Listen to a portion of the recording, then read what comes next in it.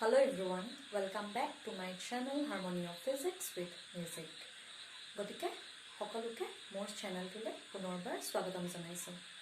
আজি এই ভিডিঅ'টিত মই কিহৰ বিষয়ে ডিসকাস কৰিবলৈ গৈছো প্ৰতিফলনৰ সূত্ৰ। মোৰ যেটো লাষ্ট ভিডিঅ' আছে তাতে আমি প্ৰতিফলনৰ বিষয়ে ডিটেইলছত ডিসকাস কৰিলো। গতিকে আজি মই প্ৰতিফলনৰ সূত্ৰৰ বিষয়ে ডিসকাস কৰিম। এতিয়া আমি প্ৰতিফলন মানে গম পালো যে কোনো প্ৰতিফলক পৃষ্ঠত কোনো উৎসৰ পৰা আহি যদি পোহৰ আপতিত হয় সেই পোহৰক একে মাধ্যমতে ৰাখি সেই পোহৰক যদি তাৰ মূল দিশৰ পৰা আঁতৰাই বেলেগ এটা দিশত পঠাই দিয়ে তেতিয়া সেই যেটো ঘটনা তাক আমি কি বুলি কওঁ পোহৰৰ প্ৰতিফলন। মানে ইন শৰ্ট মই আকৌ এবাৰ কৈ দিছো, এখন হৈছে যিকোনো এখন প্ৰতিফলক পৃষ্ঠ। এই প্ৰতিফলক পৃষ্ঠত কোনো এটা পোহৰৰ উৎসৰ পৰা আহি কি পৰিলহি পোহৰ পৰিলহি, এটো হৈছে আপতিত পোহৰ। আৰু এই আপতিত পোহৰটোক নিজৰ এই যেটো মূল দিশ সেই মূল দিশৰ পৰা এনেদৰে আঁতৰ কৰিব যাতে দিশটো আঁতৰ হোৱাৰ পাছতো পোহৰটো দুইটা পোহৰ একেটা মাধ্যমতে থাকিব পাৰে, সেম মিডিয়ামত থাকিব পাৰে। সেই যেটো পৰিঘটনা সেই পৰিঘটনাটোকে আমি কি বুলি কওঁ প্ৰতিফলনৰ সূত্ৰ। ইয়াৰ বিষয়ে অলৰেডি মই ডিটেইলছত ডিসকাস কৰিলো। এতিয়া আমি নেক্সট কিহৰ বিষয়ে জানিব লাগিব প্ৰতিফলনৰ সূত্ৰ। প্ৰতিফলনৰ দুটা সূত্ৰ আছে। সেই দুটা সূত্ৰৰ প্ৰথমটো হৈছে যে আপতিত ৰশ্মি লেট এও বি দা ইনসিডেন্ট ৰে। মই এও কি বুলি ধৰি লৈছো আপতিত ৰশ্মি বুলি ধৰিছো। আৰু এই প্ৰতিফলক পৃষ্ঠৰ ও বিন্দুত পোহৰটো আহি আপতিত হৈছে। এও পোহৰ প্ৰতিফলক পৃষ্ঠৰ ও বিন্দুত আহি আপতিত হৈছে। গতিকে ওটো কি বুলি ক'ব পাৰো আপতন বিন্দু বুলি ক'ব পাৰো।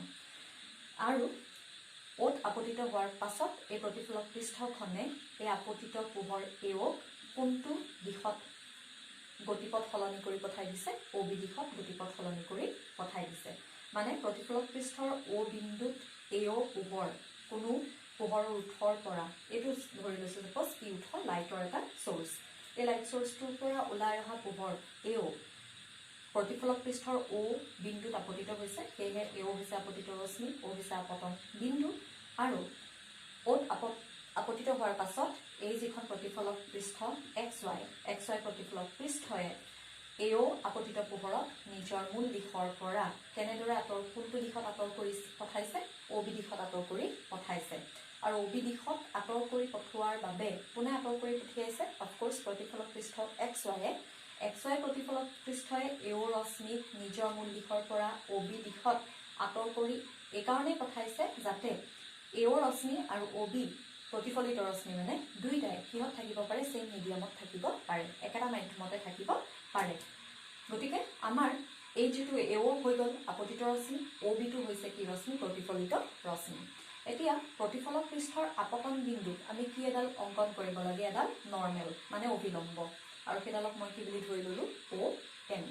এতিয়া প্ৰতিফলনৰ 1 নম্বৰৰ যেটো সূত্ৰ সেই সূত্ৰটো হৈছে এইটোৱে যে আপতিত পোহৰ তাৰ মানে কোন এও অভিলম্ব আৰু প্ৰতিফলিত পোহৰ সদায় একে সমতলত থাকিব।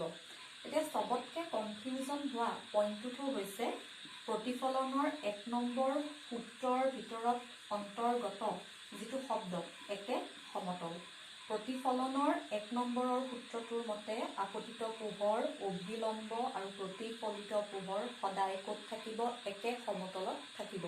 এতিয়া এই একে সমতলৰ অৰ্থটোনো কি? এই একে সমতলে বুজাইছে কিহক প্লেন অফ ইনসিডেন্স। ইয়াৰ অসমীয়াৰ অৰ্থটো হৈছে যে যিখন সমতলত পোহৰ আহি পৰিছেহি সেইখনেই হৈছে কি প্লেন অফ ইনসিডেন্স।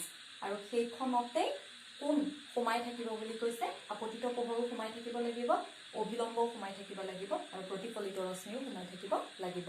মই এইটো একেবাৰে সহজভাৱে দেখাই দিছো।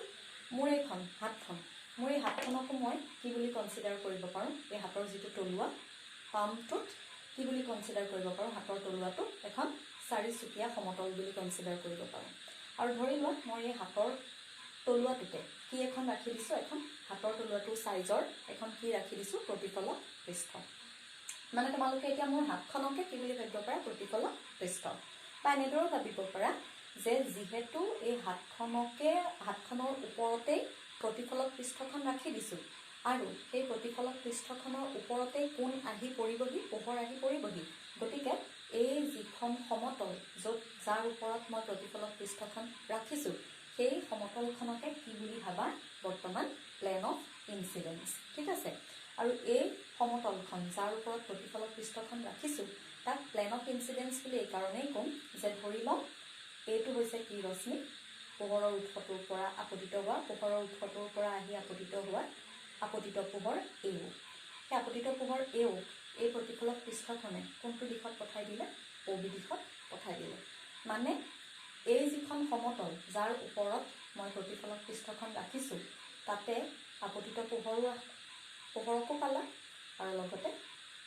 প্ৰতিফলিত পোহৰকো পালা আৰু অভিলম্ব কেনেকৈ থাকিব অভিলম্ব যাৰ অৰ্থটো হৈছে যে এনেকুৱা এডাল ৰেখা যি সমতলৰ সৈতে 90 ডিগ্ৰীত থাকে সেই অভিলম্বডাল তেতিয়াহ'লে এনেকৈ থাকিব তোমালোকে চোৱা মোৰ হাতৰ তলুৱাখন আৰু এই যিটো পেন যাক মই অভিলম্ব বুলি ধৰিছোঁ তাৰ মাজৰ এংগলটো কমপ্লিটলি 90 ডিগ্ৰী তাৰমানে এইটো হৈছে আপতিত পোহৰ এডাল হৈ গ'ল অভিলম্ব আৰু এইটো হৈছে প্ৰতিফলিত পোহৰ গতিকে আপতিত পোহৰ অভিলম্ব প্ৰতিফলিত পোহৰ তিনিটাই একেখন সমতলত থাকিব গতিকে সেই সমতলখন কোনখন যিখনৰ ওপৰত প্ৰতিফলক পৃষ্ঠখন আছে যিখন সমতলৰ ওপৰত প্ৰতিফলক পৃষ্ঠখন আছে আৰু মই এই মোৰ হাতৰ তলুৱাটোৰ ওপৰতে কাক ৰাখিছোঁ বুলি কৈছোঁ প্ৰতিফলক পৃষ্ঠখনক ৰাখিছোঁ বুলি কৈছোঁ গতিকে এইখনেই হ'ব সেই সমতলখন য'ত আপতিত পোহৰকো পালা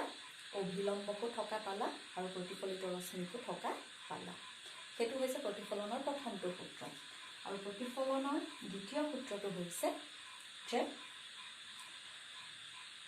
আপতন কোণ আৰু প্ৰতিফলন কোণ পৰস্পৰ সমান হয় এতিয়া আমি জানিব লাগিব কোনটো আপতন কোণ আৰু কোনটো প্ৰতিফলন কোণ ইয়াত এওটো হৈছে কি ৰশ্মি আপতিত ৰশ্মি সদায় আপতিত ৰশ্মিয়ে অভিলম্বৰ সৈতে কৰা এংগলটোক কি বুলি কোৱা হয় আপতন কোণ যাক কোনটো শব্দৰে বুজোৱা হয় আই চিম্বল কি ইউজ কৰা হয় স্মল আই লগতে প্ৰতিফলিত ৰশ্মিয়ে ইয়াত প্ৰতিফলিত ৰশ্মিটো কোন অবি প্ৰতিফলিত ৰশ্মিয়ে অভিলম্বৰ সৈতে যিটো এংগল কৰে সেইটো কি কোণ বুলি কোৱা হয় প্ৰতিফলন কোণ বুলি কোৱা হয় আৰু প্ৰতিফলনৰ 2 নম্বৰৰ সূত্ৰটোৰ মতে আপতন কোণ কাৰ সৈতে সমান হয় প্ৰতিফলন কোণৰ সৈতে সমান হয় কেতিয়াও এইটোক লৈ কনফিউজ নহ'বা এই এংগলটোক কেতিয়াও কি বুলি ভাবি নল'বা আপতন কোণ বুলি ভাবি নল'বা এইটো ভুল এই এংগলটোক কেতিয়াও কি বুলি ভাবি নল'বা প্ৰতিফলন কোণ বুলি ভাবি নল'বা এইটো হৈছে ভুল আপতন কোণ মানে আপতিত ৰশ্মি অভিলম্বৰ মাজৰ কোণ প্ৰতিফলিত ৰশ্মি আৰু অভিলম্বৰ মাজৰ কোণ মানে হৈছে কি প্ৰতিফলন কোণ গতিকে ছেকেণ্ড সূত্ৰটোৰ মতে angle I is equal to angle R এই দুটাই হৈছে তেতিয়াহ'লে কিহৰ সূত্ৰ প্ৰতিফলনৰ সূত্ৰ মোৰ যিটো নেক্সট ভিডিঅ' সেই নেক্সট ভিডিঅ'টোত মই তোমালোকক প্ৰতিফলক পৃষ্ঠৰ বিষয়ে ক'ম থেংক ইউ